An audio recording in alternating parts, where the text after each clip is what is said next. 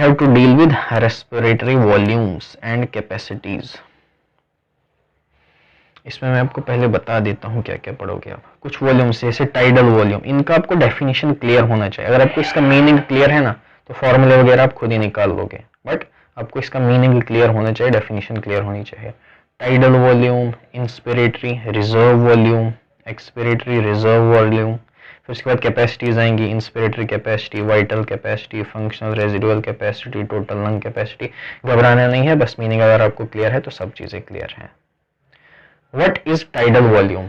Normal जो आप सांस लेते हो उसमें कितनी वॉल्यूम होती है, that is tidal volume. Normal जो आप सांस छोड़ते हो उसमें कितनी वॉल्यूम होती है, दैट इज टाइडल वॉल्यूम। तो उसका वैल्यू होता है 500। नॉर्मली जो आप सांस लेते हो आप आधा लीटर एयर लेते हो, और सांस छोड़ते भी तो आधा लीटर एयर छोड़ते हो एक सांस में, ठीक है। What is tidal volume? It is the volume of air inspired या एक्सपायर्ड। कब? During a normal respiration. Normal जब आप सांस ले रहे हो, गहरी सांस नहीं। ये अप्रोक्सीमेटली 500 ml है, आधा लीटर है। That is healthy man. अब 1 मिनट में पूछेगा आपसे मिनट वॉल्यूम ऑफ रेस्पिरेशन बता दो कि 1 मिनट में आप कितना एयर ले रहे हो या कितना एयर छोड़ रहे हो। हमें पता है कि एक ब्रेथ में 500 ml हम ले रहे हैं, तो 1 मिनट में कितना होगा? 1 मिनट में कितनी सांसें ले रहे हो आप, कुछ याद है? 12 से 16 ब्रेथ आप ले रहे हो 1 मिनट में। कहाँ का डेटा है ये? एनसीईआरटी का। 12 से 16 ब्रेथ पर मिनट। तो 12 ब्रेथ के करस्पॉन्डिंग कितना एयर जाएगा? एक ब्रेथ में 500 ml, 12 ब्रेथ में कितना होगा? 12 × 500 ml। 16 ब्रेथ के करस्पॉन्डिंग देखोगे तो एक में 500 ml, 16 ब्रेथ में 16 × 500 ml। 12 5 60 और 00, तो ये 6 लीटर्स आएगा। और 16 × 5 80, 6 से 8 लीटर लगभग 1 मिनट में आप सांस लेते हो। ये याद नहीं करना है, ये आप निकाल सकते हो। याद क्या करना है? टाइडल वॉल्यूम का मतलब नॉर्मल इंस्पायर एयर या एक्सपायर्ड एयर की वॉल्यूम कितनी होती है? 500 ml। और ब्रीदिंग रेट क्या है? 12 से 16 ml पर मिनट। ये चीजें याद है तो मिनट वॉल्यूम आप निकाल लोगे। तो यही लिखा है कि पर मिनट में आप 6 लीटर से 8 लीटर तक इंस्पायर एक्सपायर कर सकते हो। इज दिस क्लियर और नॉट? अगर क्लियर है तो अगली वैल्यू पर हम चलते हैं। Inspiratory reserve volume. Inspiratory reserve volume का मतलब है रिजर्व वॉल्यूम। रिजर्व मीन्स जो नॉर्मली यूज नहीं हो रही है। तो रिजर्व वॉल्यूम का मतलब क्या हुआ कि नॉर्मली तो आपने सांस ले ली, लेकिन उसके बाद एडिशनल आप और कितनी सांस ले सकते हो। आप नॉर्मली ब्रीथ कर रहे हो, अभी सांस ले रहे हो, सांस छोड़ रहे हो। मैंने आपको कहा गहरी सांस लो, तो गहरी सांस में क्या स्टेप हो? पहले तो जो आपने नॉर्मली ले ली जितनी आप ले सकते थे उसको छोड़ो, उसके बाद एडिशनल जो आप वो सांस ले रहे हो उसको कहते हैं इंस्पिरेटरी रिजर्व वॉल्यूम। इसका वैल्यू कितना है? 2.5 से 3 लीटर सांस आप और ले सकते हो। नॉर्मल कितना आप लेते हो? आधा लीटर। उसके बाद भी 2.5 से 3 लीटर और आप लंग्स के अंदर ले सकते हो। That is your inspiratory reserve volume. Yes और नो? सिमिलरली अब होगा एक्सपिरेटरी रिजर्व वॉल्यूम। नॉर्मली सांस छोड़ो, ठीक है। अब मैं कह रहा हूं और पूरा सांस छोड़ो, पूरी जितनी सांस छोड़ सकते हो, तो आप फर्दर सांस छोड़ पा रहे हो।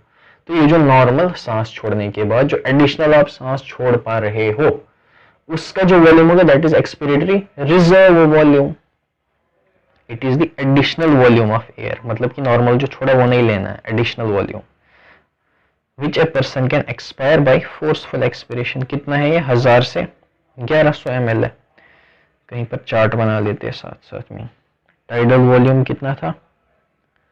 500 ml। इंस्पिरेटरी रिजर्व वॉल्यूम क्या था? नॉर्मल सांस ले लो, फिर उसके बाद गहरी सांस ले लो। जो गहरी सांस में कितना ले पाओगे आप? 50 से 3 लीटर। फिर एक्सपिरेटरी रिजर्व वॉल्यूम, नॉर्मल सांस छोड़ो, उसके बाद जितनी सांस छोड़ पाओगे that is expiratory reserve volume 100 से 1100 ml, ठीक है। अब जब आपने गहरी सांस ली, मैंने कहा पूरी सांस छोड़ दो, पूरी सांस छोड़ दो, तो आपकी जितनी हिम्मत थी आपने पूरी सांस छोड़ दी, तो क्या आपके लंग्स खाली हो गए? लंग्स से आपने सारी एयर बाहर निकाल दी? नहीं बेटा, लंग्स से आपने सारी एयर नहीं निकाली। अगर निकाल लोगे तो क्या होगा? वापस डायग्राम पे आ जाओ। देखो ये एल्वियोलाई है, कोई शक नहीं? इस एल्वियोलाई में थोड़ी सी एयर है, इसे मैं रेड कलर से दिखाता हूँ। कुछ एयर पड़ी हुई है। तो अगर आपने एक्सपिरेटरी रिजर्व वॉल्यूम में सारी सांस छोड़ दी तो ये पूरा खाली हो जाएगा, अंदर की वैक्यूम टाइप बनेगा, इसमें कोई प्रेशर ही नहीं रहेगा। तो लंग्स आपके कोलैप्स हो जाएंगे बेटा अगर इसमें कुछ सांस ही नहीं रहेगी। ये जो ऐसे वाले स्ट्रक्चर है ये पूरे ऐसे हो जाएंगे, सिकुड़ जाएंगे, मर जाओगे। तो इसलिए एक मिनिमम वॉल्यूम ऑफ एयर तो होनी ही चाहिए लंग्स में। रेसिड्यू मतलब बचा खुचा, चाहे आप कुछ भी कर लो बची खुची एयर रहेगी ही रहेगी, एल्वियोले में रहेगी, लंग्स में। तो वही जो बची खुची एयर है जो कभी निकल ही नहीं सकती है उसको कहते हैं रेसिड्यूअल वॉल्यूम। क्यों है वो? ताकि लंग्स कोलैप्स ना हो सके। कितनी होती है रेसिड्यूअल वॉल्यूम? 1100 से 1200 ml। ये याद करना, देखो 1000 से 1100 ये आपकी एक्सपिरेटरी रिजर्व वॉल्यूम थी, 1100 से 1200 आपकी रेसिड्यूअल वॉल्यूम है, इसमें कंफ्यूज नहीं होना है। रेसिडुअल वॉल्यूम क्या है? Which will reside in lungs no matter what you do, वो रहनी ही रहनी है। It is the air remaining in the lungs even after forceful expiration. पूरा दम लगा के आपने सांस छोड़ दी, फिर भी उसके बाद जो लंग्स के अंदर बची है वो है रेसिडुअल वॉल्यूम। एंड हाँ, रेसिडुअल वॉल्यूम को हम स्पाइरोमीटर से मेजर नहीं कर सकते, ठीक है।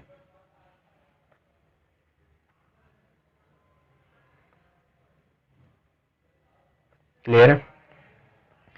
By adding up a few volumes which we have described, we can get pulmonary capacity which can be used in clinical diagnosis. Diagnosis में mainly capacity से deal कर सकते हैं। What is capacity? It is sum of volumes। मतलब इनमें से किसी भी दो का सम, तीन का सम, सब का सम कर दो तो आपके पास कैपेसिटीज आएंगी, ठीक है। तो उनसे हम डायग्नोसिस निकाल सकते हैं। अब क्या है? Inspiratory capacity, expiratory capacity, functional residual capacity, vital capacity, total lung capacity, ठीक है।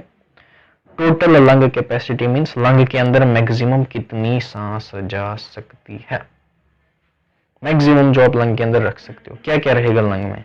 देखो, एक तो वो एयर रहेगी जो लंग के अंदर हमेशा ही प्रेजेंट है, जो कभी आप निकाल नहीं सकते, रेजिडुअल वॉल्यूम होगी। देन नॉर्मल सांस, देन रेजिडुअल वॉल्यूम है। फिर आप जो जबरदस्ती सांस छोड़ते हो जो नॉर्मली लंग्स में रहती है, नॉर्मल सांस आप ले रहे हो लेकिन लंग्स में कुछ एयर प्रेजेंट है, वो क्या थी? Expiratory reserve volume. ये वो वॉल्यूम होती है जब आप जबरदस्ती सांस छोड़ते हो तो बाहर निकल जाती है। मैं कह रहा हूँ आप नॉर्मली ब्रीद कर रहे हो, तो नॉर्मल ब्रीद कर रहे हो, आप सांस ले रहे हो, छोड़ रहे हो, रेजिडुअल वॉल्यूम हमेशा रहने वाली है। ये एडिशनल वॉल्यूम है जो आप जबरदस्ती सांस छोड़ोगे तो बाहर निकल जाएगी, फिलहाल ये लंग्स में है। फिर क्या किया आपने? नॉर्मल सांस ली तो लंग के अंदर टाइडल वॉल्यूम चली गई। फिर मैंने कहा गहरी सांस ले लो, तो वो क्या होती है? Reserve volume. कौन सी? Inspiratory reserve volume. इसके बाद कुछ ले सकते हो क्या? नहीं। तो ये बना कैसे? टीएलसी का फॉर्मूला कैसे आया? टोटल लंग में कितनी एयर आ सकती है? मैंने कहा कि एक तो वो पोर्शन होगा जो लंग में हमेशा रहता है, बाहर ही नहीं निकलता, वो अपना रेजिडुअल वॉल्यूम है। दूसरा एयर का एक हिस्सा है जो रिजर्व है उस टाइम के लिए जब आप पूरी सांस छोड़ोगे तब वो बाहर आ जाएगा, नॉर्मली नहीं आएगा। तो रिजर्व है वो फोर्सफुल एक्सपिरेशन के लिए, तो एक्सपिरेटरी रिजर्व वॉल्यूम। उसके बाद नॉर्मल अगर आप सांस ले रहे हो, छोड़ रहे हो, वो टाइडल वॉल्यूम। एडिशनल गहरी सांस लोगे तो इंस्पिरेटरी रिजर्व वॉल्यूम भी लंग में आ सकती है। इन सब का आप सम करोगे जो आपको क्वांटिटी मिलेगी, that is total lung capacity. It is total volume of air accommodated in the lungs at the end of a forceful inspiration। गहरी सांस लेने के बाद आपके लंग में जितनी हवा है that is your total lung capacity. गहरी सांस लेने के बाद लंग में क्या क्या रहेगा? रेजिडुअल वॉल्यूम हमेशा से थी, एक्सपिरेटरी रिजर्व वॉल्यूम वो भी रहेगी। गहरी सांस ली आपने, पहले तो नॉर्मल ली होगी टाइडल वॉल्यूम, फिर जो एडिशनल सांस ले ली तो इट इज गहरी सांस लेने के बाद इतना एयर रहता है लंग्स में, ठीक है। इट इंक्लूड्स रेजिडुअल वॉल्यूम, समझाया मैंने कैसे, ईआरवी समझा लिया, टाइडल वॉल्यूम समझा लिया, इंस्पिरेटरी रिजर्व वॉल्यूम समझा लिया। इसका दूसरा फॉर्मूला ये लिखा है, कैसे लिखा है समझा दूंगा मैं तुम्हें। What is vital capacity? Vital capacity means total lung capacity से रेजिडुअल वॉल्यूम को हटा दो, ये जो तीन है ना इनको कहते हैं वाइटल कैपेसिटी। वाइटल कैपेसिटी को अगर डिफाइन करना हो तो क्या है? वाइटल कैपेसिटी को मैं ऐसे डिफाइन कर सकता हूं कि आप क्या करो, पूरी सांस बाहर छोड़ दो, सारी सांस बाहर छोड़ दो, ठीक है।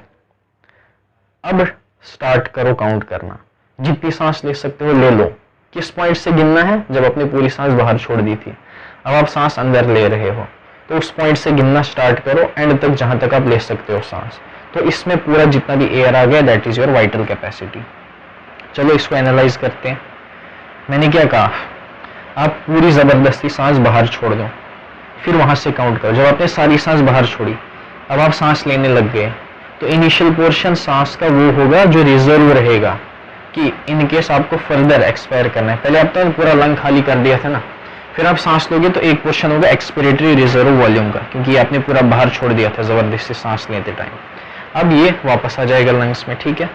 फिर सांस ले रहे हो तो नॉर्मल सांस लोगे, और जबरदस्ती गहरी सांस लोगे तो IRV। मैं बिल्कुल सिंपल लेमन टर्म में समझा रहा हूँ। तो ये तीनों को मिला के हम क्या कहेंगे, वाइटल कैपेसिटी। यही तो वो है कि गहरी सांस, आपने पूरी जबरदस्ती सारी सांस बाहर छोड़ दी, उसके बाद मैक्सिमम जितनी आप सांस ले सकते हो, दैट इज दिस। या मैं दूसरे ऐसे वर्डिंग में कहूं कि आप गहरी सांस ले लो, ठीक है, फिर उसके बाद पूरी सांस बाहर छोड़ दो, तो जो सारी आप सांस बाहर छोड़ रहे हो, that is your vital capacity. कैसे? आपने गहरी सांस ली, फिर आप सारी सांस छोड़ रहे हो। पहले जो आप पार्ट छोड़ोगे, जो आपने गहरी सांस ली थी एडिशनल, वो बाहर जाएगी, इंस्पिरेटरी रिजर्व वॉल्यूम बाहर जाएगी। फिर नॉर्मल सांस ली थी, वो बाहर जाएगी। और लंग्स में जो रिजर्व करके आपने रखी थी थोड़ी सी, वो जब आप डीपली एक्सपायर करोगे तो वो भी बाहर चली जाएगी। ध्यान से देखो, सिमिलर ही तो है ये। This is also vital capacity. इधर समझो, what is vital capacity? It is the maximum volume of air a person can breathe in. कब? After a forceful expiration. जबरदस्ती आपने सारी सांस बाहर कर दी, अब मैक्सिमम जितनी ले सकते हो वो वाइटल कैपेसिटी है। कितनी ले सकते हो? जो बाहर करी वो वापस लाओ, एक्सपिरेटरी वॉल्यूम। नॉर्मल वाली लो और एडिशनल ले लो। This includes ERV, TV and IRV। यहाँ दूसरी डेफिनेशन क्या है? Maximum volume of air a person can breathe out. कब? After a forceful inspiration. अच्छे से समझ आया कि नहीं? यस और नो? अब आप इनकी वॉल्यूम भी खुद से निकाल सकते हो कि वाइटल कैपेसिटी कितनी होगी, क्योंकि आपको ये पता है कितना है, ये पता है, ये पता है, तो वो आप निकाल सकते हो, वो याद करने की चीज नहीं है, ठीक है। Then inspiratory capacity and expiratory capacity. Inspiratory capacity का मतलब क्या है? इंस्पिरेटरी कैपेसिटी का मतलब है नॉर्मल सांस छोड़ो, उसके बाद मैक्सिमम ब्रीथ इन। ये जो आप मैक्सिमम सांस लोगे, that will be your inspiratory capacity. कब? ये याद रखना, नॉर्मल सांस छोड़ने के बाद। वाइटल कैपेसिटी में क्या था? जबरदस्ती सांस छोड़ने के बाद। नॉर्मल आपने सांस छोड़ी, फिर आप सांस ले रहे हो। नॉर्मल आपने सांस छोड़ी तो टाइडल वॉल्यूम बाहर गई, अब आप पूरी दम लगाकर सांस ले रहे हो, तो पहले क्या होगी? टाइडल वॉल्यूम अंदर रहेगी और एडिशनल जो आप ले सकते हो, inspiratory reserve volume. This will be your inspiratory capacity. Inspiratory capacity मतलब कैपेसिटी टू इंस्पायर, लेकिन कब? नॉर्मल सांस छोड़ने के बाद। एक्सपिरेटरी कैपेसिटी क्या होगा? कैपेसिटी टू एक्सपायर, पूरी सांस छोड़ दो, लेकिन कब छोड़ोगे? जब आप नॉर्मल सांस लोगे। तो नॉर्मल सांस आपने ली, कितनी मैक्सिमम छोड़ सकते हो? जो नॉर्मल ली थी और जो एडिशनल रिजर्व है बाहर छोड़ने के लिए। This will be your expiratory capacity. समझ में आया? इसको क्या है कि ऐसे मत पढ़ो कि आप जब पढ़ रहे हो ना कि एनसीईआरटी की लाइन पढ़ ली और आगे बढ़ गए, नहीं, इसको समझो, एक एक वर्ड जो लिखा है उसको समझो, छोटी छोटी डिटेल्स को पकड़ना है कि ये जो इंस्पिरेटरी कैपेसिटी है, इसमें पहले मुझे सांस छोड़नी है, फिर काउंट करना है। एक्सपिरेटरी कैपेसिटी में सांस लेनी है, फिर देखनी है मुझे capacity to expire. Vital capacity में जबरदस्ती पूरी सांस छोड़ के फिर मैक्सिमम कितनी ले सकता हूँ वो देखना है। और टोटल लंग कैपेसिटी तो सबका सम है। ये चीजें अगर आपको याद है तो आप कभी भी मिस्टेक नहीं करोगे, ठीक है बेटा। अब देखो बेटा, अब है फंक्शनल रेजिडुअल कैपेसिटी।